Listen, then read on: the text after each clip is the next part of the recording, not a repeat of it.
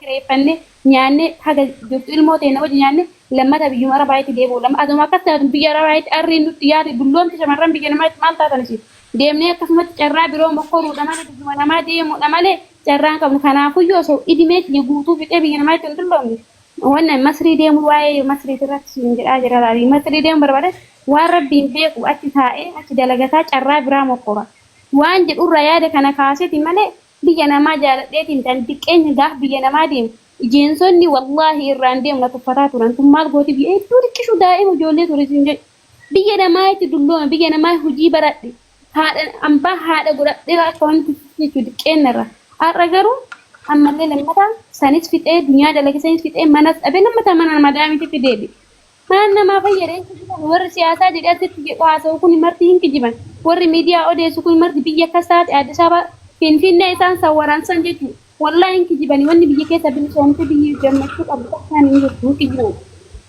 Ani minama gammachuu takka dhabee jira. Assalamu alaikum. Toban. Wa alaikum salam wa rahmatullahi wa barakatuh. Fawziya na baafattu meeqaata si ittifna. Okay, aye. Araganus. Kami lagi apa ya? Saya naga alhamdulillah rabbil alamin. Udah suruh-suruhnya biar makan. Alhamdulillah. Sedbisu ya pula itu kan gak ada. Enak. Salah sudah lama tak kasih di banding yang kau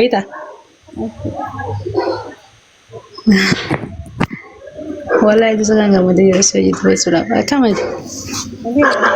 Baru untuk kan Hah? main tinjauan time sih. Wala itu naro kerja ya? Ini sih namanya hasau. Nama hasau. Hah? Osoo jiru ati gubbaadhaan isin inni sana osoo jiru gubbaan ati dubbachuun bareedaa miti miti bakkuma kadhatti haa ta'u jireenya makee kan dhuunfaa ta'e keessatti hiriyoota qabatanii haasoo jiraatan hanqa hiriyaan keessan haasoo isin haasoo san xumuratte ati gubbaadhaan haasoo isa kaanii qabdee ajandaa banii bareedaa miti. Dhugaadha maaliif anis jarjartuun jira beektaa? Laalee nama guutuu dubbisuu barbaachisi dubbisee deebi'uu fi beektaa? Asuma fi nima yoo amma akkasii qabaattee jirtu. Haala rakkoon qabu waan namarra jiru tokko namatti himuu rakkoon qabu waan bareedaadha. Okay, eeggannaan godha hagana.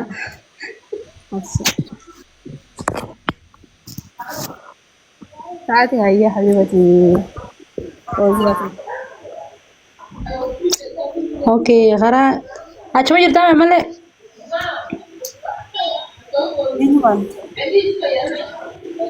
Atiin baana bakkuma dalagaa jirtu deebitee jirtu. Dagaatan. Bakka deemtee jirtaan saabara jirti. Itoophiyaa jirtan jirtu warra. Achumaan jira achumaan jira. Achuma jirta rabbi nagaan si haa guutu. Yaada muraasa kan kee rabbi si haa guutu. Aamin inshaallah ni. Yaadna kan keetiif yeroo haasawtu hunda walaa iddoo kana tolta beektaa? Ani takka tiitoo kan kee jalaa waan hundarrattuu diraamaa keessan takka jalaa been beeku walaa iddoo kan si yaadda siin kabaja. Salaataan jazakallah habibati. Jazakallah. Walaa bakka jirtu rabbi nagaa sitti haasawuu siin daa insha Allah. Aamin Allahumma aamin. Okay, kana si jiru barbaadee nagaa naaf siin daa. Suraayee fawzee. Si filmaan gara binagaa warra sinaadii bisu si haa tujjaarumsu rabbi riskii gurguddoo hajjillee torbi si'aam walumaa nama badhaasu. Aamin aamin. Wallah. Hayya habibati. Kananis. Hayya. Okay. Hayya hawi. Alfiyaa wajjin haasa'utti jirra. Alfiyaa fi anatu xiqqishuu yaadni keenya wal faana deddeemaa jira. Walumaa galatti Alfiyaa mee erga biyyaa bahuu kan kee kanatti waan gaabbite qabda? Gattee bar himtee bar waan hambifattee qabdi Alfiyaan. Alfiyaa tanatu gorsa cimaa qaba ijoollee hedduu dabarsituu yaadeeti. Alfiyaa garuu waan biraan haasa'in ijoollummaa keetiin biyyaa bahuun kee wanni si miidhe jira waan biraan mannillee sirraa ijaaramee diigamee rabbi sittaa ijaaru ijoollummaa kee biyyaa baatee har'a nama godaansaa ta'uu keessa wanni si miidhe jira. Wanni gaabbitu jira osoo biyyaa bahuu baadheetti. Gaafatta namni mana namaa sarraatenyaa namaa ta'e akkamitti miidhamne namni sarraatenyaa namaati bar mana namaa keessatti nima miidhamta wanna miidhamne hin jiru miidhamaatu maan jiraata guyyuun miidhamta guyyuun tuffatamta ijoollee xiqqoo isii gadiitiin hin tuffatamta haadha namaatiin hin tuffatamta tuffatamaatu maan miidhamaatu maani ka jiraataa jiru namni tokko mana namaa keessatti kabajaan qabu dhugaa rabbii kana dubbachuuf dirqamni ta'eeti malee biyya namaa itti deddeebi'aa ka jiraatu eenyummaanu miidhamaadha namni biyya namaa jiru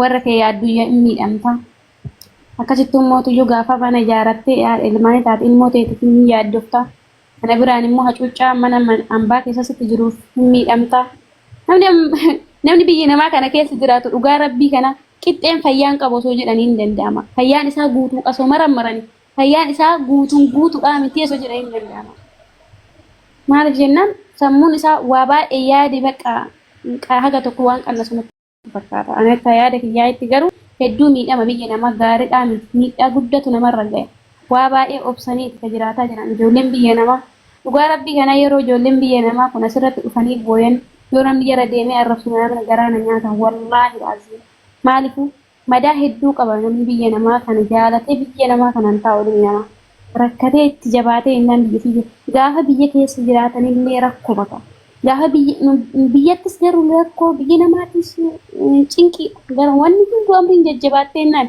garuu amrii kana karaa fisu rabbumaa rabbiin nu faalaatu waa hunda jechuun sirrii jedhe wallaahi sagalee isin ta'eeree sedhiifamaa hawwitiyya yaadni keellee bareedaadha yaada kee mormuu fi hanga tokko waan dhagahame tokko ibsadhe malee waan miidhaa ati jette irratti haasaa jira malee mormuu fi silaasoo namaa taate biyyuma ofii keessa ta'anii xaaratanii biyyuma ofii keessa ta'anii dalagatanii jiraatanii waa bareedduudha garuu ka jireenyuma eeyyamuu dide gara maratti yaada bareedaadha garuu osoma akkana taanu osoo akkana umrii keenya guutuu aarsaa kafallu maaliif galata dhabne ree maa galata dhabne mee tanirra nuu bahe galata barii jechuun ati ka maasitti fakkaate ilmi namaa tokko ilma namaatirraa galatan eeggatanii ati ka dadhabdeef illee ofumaaf hin jireenya tan ka dadhabdeef yoo namaaf illee taate ilmi namaa bira galanni ima hin jirre keessattuu warra miidiyaa kanarra bahee nama arrafu dubartii arrasu ijoollee mana madaamii arrasu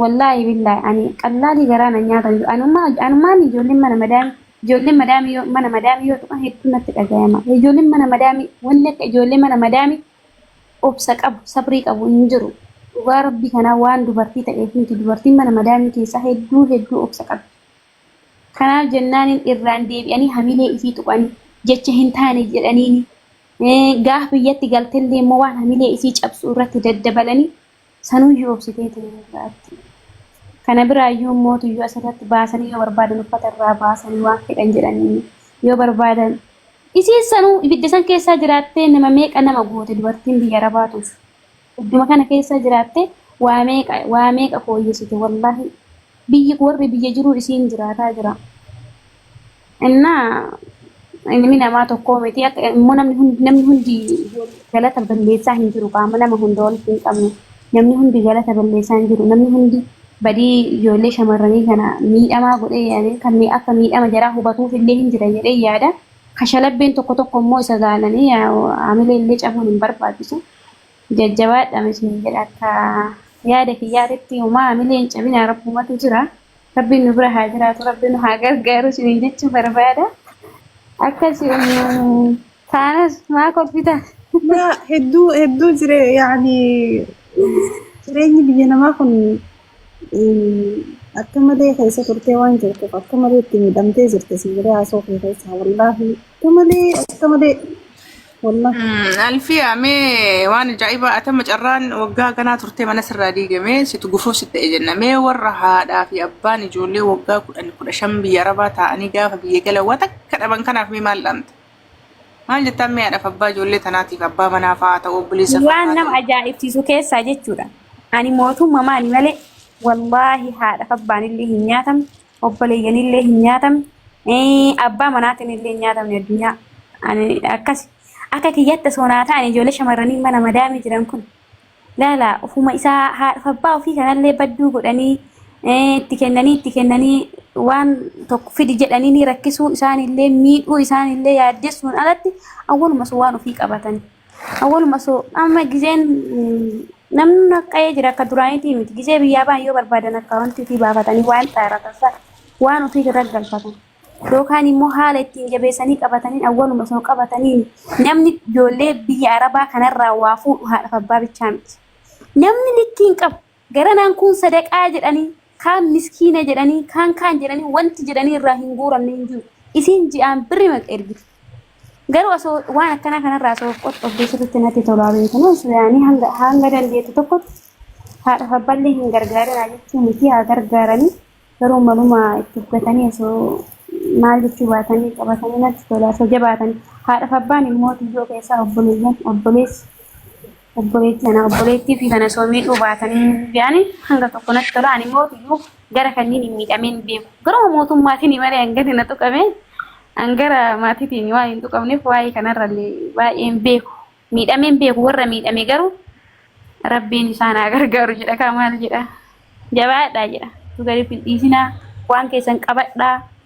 waan dalagattan galaanii biyya keessatti ittiin xaaradhaa yoo dandeettan silaa biyyi kaa akkuma isiniin jedhaa jiru kana haa ta'u iyyuu mootu eega dalagaa jiraattan iyyuu biyya namaa waan keessan qabadhaa birrii keessan qabadhaa birrii keessan bakka hundaayyuu hin facaasinaa rakkataa hundaa kunis rakkataa hin jedhina nama hin gargaarinaa sadaqatinaa jechuu kiyyaa miti garuu bakkuma hundatti birrii keessan hin kasakkasinaa waan dalagattan sirriitti jabeeffadhaa isiniin jechuu barbaade bileewwan warri jalatti dhageeffatan yoo jiraattan nama 62 jira. Alfiyaan maashaallaadha sagantaa keenyarratti nuu qabisiillee nama nu wajjin qabsoo tanatti fufuu qabdu. Baay'ee yaada bal'aa wallaahi yaada bal'aa ajaa'ibaa dabarsite baleewwan kiyya. Waa hundaaf iyyuu alhamdulillahi rabbil aalamiin gubatan guba argan jedhanii.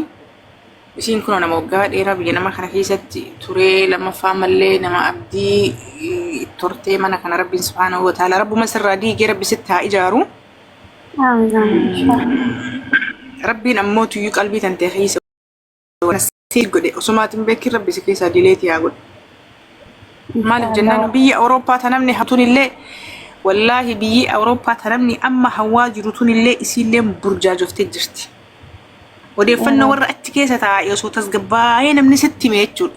Warra biyya Awurooppaa kun ammoo citiin baasu waan si ajaa'iba akka ijoollee biyya Arabaa kun argini kana gabbaanee lafallafnee himnu kanan se'in. Damina akkaan goote kan hojii akkana inni man isaan leannahu maaliif jennaan tarii seerri isaanis dhorkuu danda'a waan kanarraan beeku. Lammaffaa hamilee biyya ofii saniifillee dhoksuu danda'anii. So biyyi faranjii damma namni hawwu biyya Awurooppaa namni hawwutunillee hedduu keeziin akka malee ulfaataa jira. Rabbi haala fisuqa. Hundumaafuu rabbiin subhaanahu wa ta'ala duniyaa irratti illee akkana nu booshessee asii achi nu oofee akhiratti illee ammoo rabbi nu kasaarsin. Badduun kasaaraa ganda lamaaniiti. Rabbi nu kasaarsin rabbi najaa nu haa baasu. Amma akira mallee qabna natti fakkaatu yeroo tokko. Wallahi.